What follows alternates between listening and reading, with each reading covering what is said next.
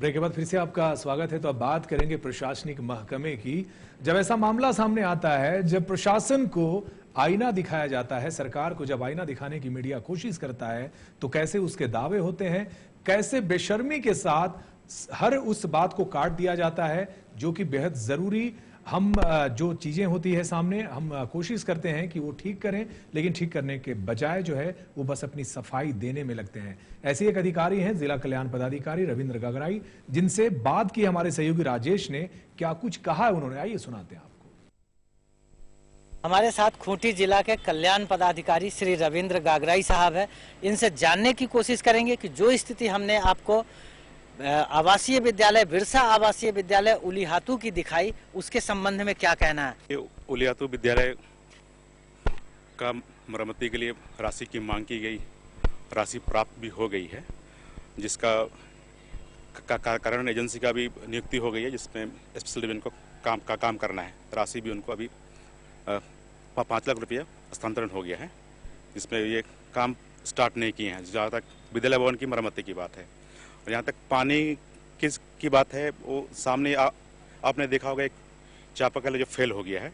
हम लोगों ने पीएचडी को भी लिखा है इसमें कि आप नया चापाकल गाड़ी है और बीच में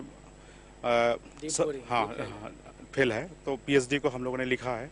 तो पीएचडी अपने लिख के दिए जवाब कि अभी हमारे पास अलॉटमेंट नहीं है। और जहाँ तक स्कूल के अंदर जो शौचालय वगैरह जो बनी है, उसमें भी पानी के चलते वो साफ़ सफाई नहीं हो रही है। तो बीच में हम लोगों ने सभी आवासीय विद्यालय में साफ़ सफाई को रखने के लिए अभियान भी चलाया था। और इसमें निर्देश यही हुआ कि आप जब तक वो नियमित पानी की व्यवस्था नहीं होती, आप अगल बगल जो आपके हॉस्टल के जो पानी है वहीं से आप कम से कम बाल्टी में लेकर रखें। वहाँ मतलब एक तरफ देखिए गागराई साहब, यहाँ अगर समाहरणालय के चारों तरफ देखेंगे, स्वच्छ भारत अभियान की बात चल रही है और जो बच्चे हैं, जो देश के भविष्य हैं, वो नारकीय स्थिति में है। मतलब शौचालय तो ऐसा है कि वहाँ जाया नहीं जा सकता है। किस तरह से बच्चे पढ़ेंगे? देखिए, ये मरम्मती का जैसे काम होगा ना, जैसे स्टार्ट होगा तो हम लोगों ने सबसे पहले उसमें शौचालय को ही ठीक करने के लिए और पेयजल को। कब तक होगा ये सब? जैसे ये काम स्टार्ट कर रहे हैं ये लोग अभी। कब तक? फिर भी समय बताइए कितना समय। जैसे इन लोग को अलॉटमेंट दे दिए गए, जैसे अपना ये कर लें, विभाग को हम लोगों ने राशि हस्तांतरण कर दिया है। जैसे हो जाएगी। इस सवाल को आप टेक्निकल ढंग से टाल रहे हैं। विद्यालय है तो शिक्षक चाहिए, वहाँ तो शिक्षक भी नहीं। मैं बता रहा हूँ, उस विद्यालय में कोई नियमित टीचर नहीं। सभी जो 5 शिक्षक आपने देखा होगा उसमें सभी दूसरे आवासीय विद्यालय से के बच्चे ये नहीं जानते कि किस देश में रहते हैं, कौन से राज्य में रहते हैं, हमारे मुख्यमंत्री कौन है, हमारे प्रधानमंत्री कौन है। तो मतलब किस उद्देश्य से वहाँ बच्चों का एडमिशन किस उद्देश्य से हो रहा है?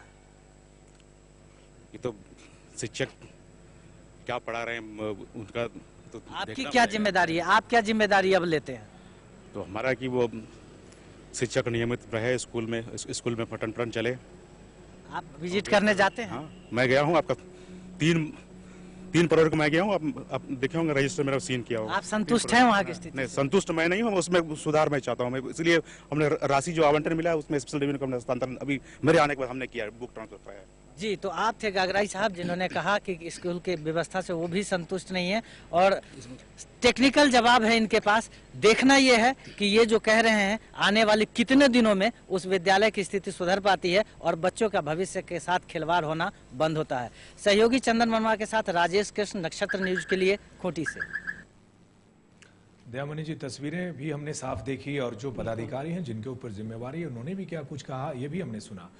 अब मैं फाइनल कमेंट आपसे ये चाहूंगा, क्या कुछ होना चाहिए? आखिर कथनी और करनी में फर्क कैसे करे सरकार? देखिए, जिन अधिकारियों को जिम्मेवारी दी गई है ऑलरेडी उसी काम के लिए वो लोग वहाँ पर बहाल हैं। उन लोगों को पूरी ईमानदारी के साथ अपना जिम्मेवारी निभाना चाहिए। शिक्षकों की बहाली अगर है वहाँ पर, शिक्षक नहीं है तो शिक्षकों की बहाली होनी चाहिए।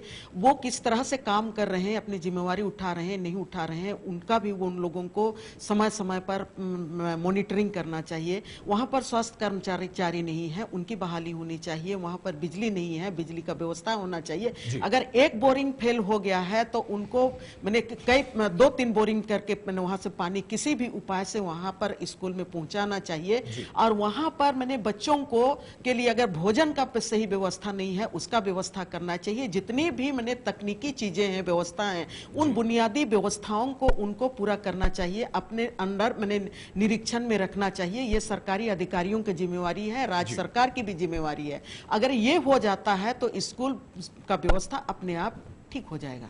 चलिए, शुक्रिया दयामनी जी बात करने के लिए और तमाम अपडेट्स के लिए। तो आप सुन रहे थे दयामनी जी को, जिन्होंने भी कहा कि मॉनिटरिंग की जरूरत है और उस गांव को मॉडल बनाने की जरूरत है, क्योंकि वो कोई साधारण गांव नहीं है।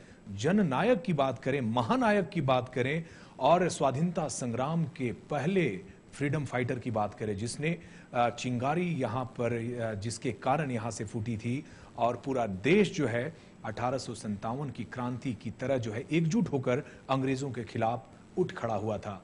तो फिलहाल स्पेशलिस्ट में इतना ही, दीजिए इजाजत और देखते रहिए नक्शा न्यूज़। नमस्कार।